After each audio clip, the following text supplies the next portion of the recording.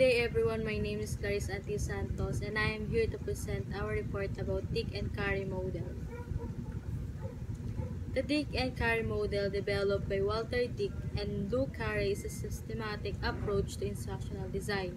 It is often considered as a waterfall model as it follows a linear step-by-step process. The model consists of the following steps. First, identify instructional goals.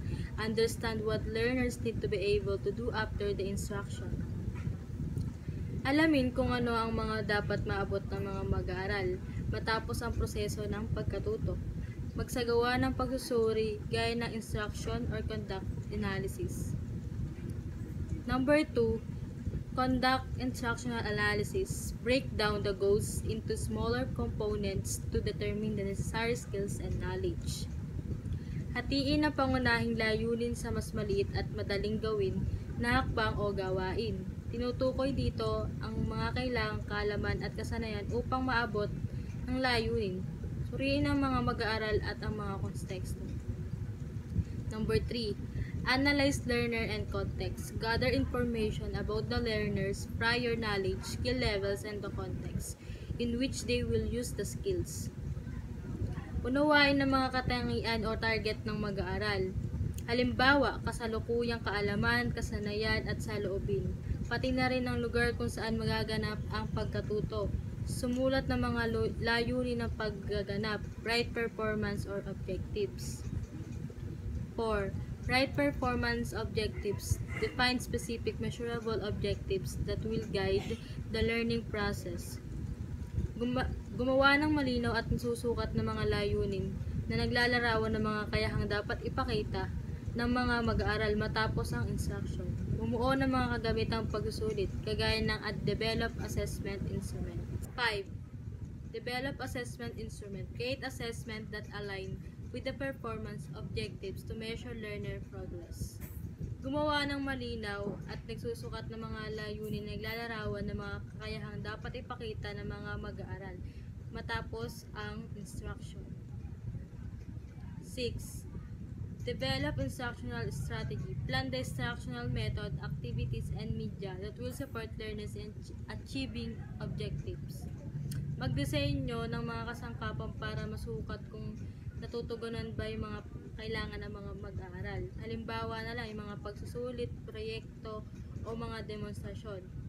Magdisenyo ng estratehiyang instructional develop or instructional strategy na tinatawag. 7. Develop and select instructional materials. Choose or create materials that will aid in the learning process. Gumawa ng plano kung paano ihahatid ang aralin. Kabilang ng mga pamamaraan ng pagpapaliwanag, pagbibigay ng pagsasanay, pagbibigay ng mga feedback. Bumuo at pumili ng mga materyales na instruction. 8. Design and conduct formative evaluation. Test the materials and methods with the small group to make adjustment as need. Ibig sabihin nun, gumawa o pumili ng mga materyales na naaayon sa estratehiya ng pagtuturo tulad ng mga libro, media, online modules, magdisenyo at magawa ng mga kinakailangan sa paraan na ito. Number 9. Revise instruction based on formative evaluation result that makes changes to improve the instructional program. Subukan ang aralin na maliit na pangkat upang matukoy ang mga pangkukulangan at papabuti ito. Ibig sabihin, parang inaayos o sumusubukan na ibang paraan para mas mapaayos at mapabuti yun. 10. Conduct summative evaluation after the instruction is delivered. Assess its effectiveness in achieving the goals. Ibig sabihin po nun, baguhin o ayusin ang mga materyales at paraan. 10. Conduct summative evaluation after the instruction is delivered. Assess its effectiveness in achieving the goals. Ibig sabihin, baguhin o ayusin ang mga materyales at paraan ng pagtuturo base sa resulta ng formative evaluation. Siguro, dapat dito kapag na-evaluate na yung isang ginawa or ginawa nyo, dapat meron pa rin pong baguhin o ayusin para sa ikaayos o ikakaintindi pa ng mga kailangan ng mag-aaral. When to use the Dick and Carey model.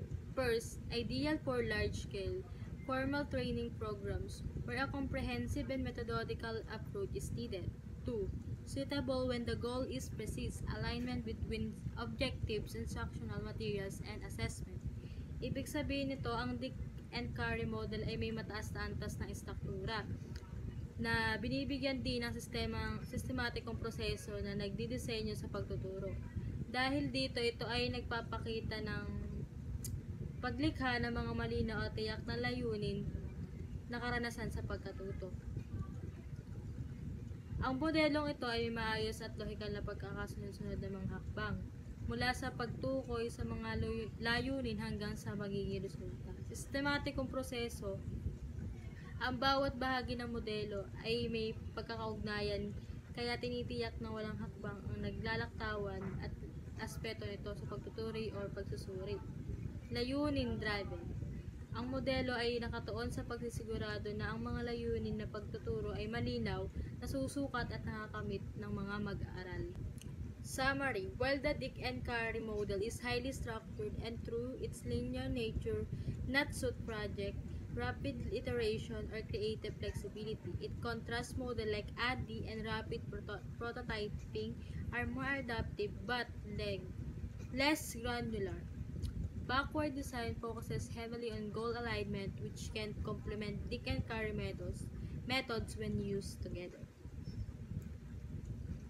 Habang ang Dick and Carey ay model ay lubos na istruktura at detalyo, ang linear nitong katangin ay maaaring hindi angkop para sa mga proyekto na nangangailangan ng mabilisang pagbabago.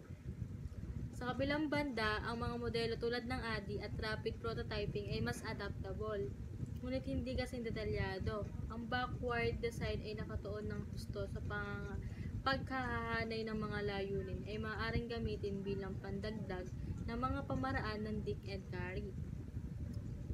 Napaka-sistematiko at detalyado kaya mahusay para sa mga proyektong nangangailangan ng maayos na istruktura at magsuring pagpaplano.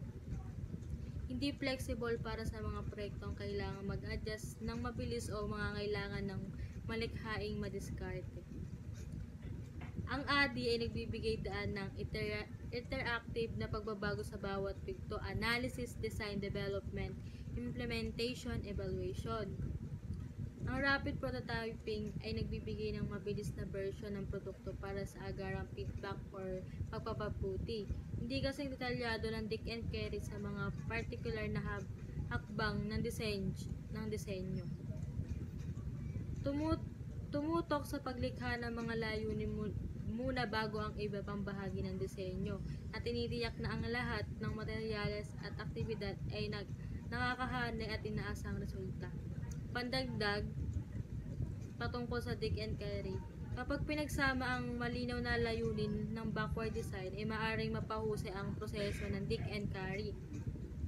Ang Dick and Carey model ay maaaring gamitin para sa detalyado at malalim na disenyo, habang ang ADDIE, rapid prototyping at backward design ay nagbibigay ng kakayahang umangkop at mas mabilis na pag-a-adjust batay sa feedback. Sa ganitong paraan, maaari silang magtulungan upang makabuo ng isang epektibo at dynamic na programang pang-edukasyon. Sana ay matutunan po kayo tungkol sa Dick and Carey. Yun lang po. Maraming salamat. Bye-bye.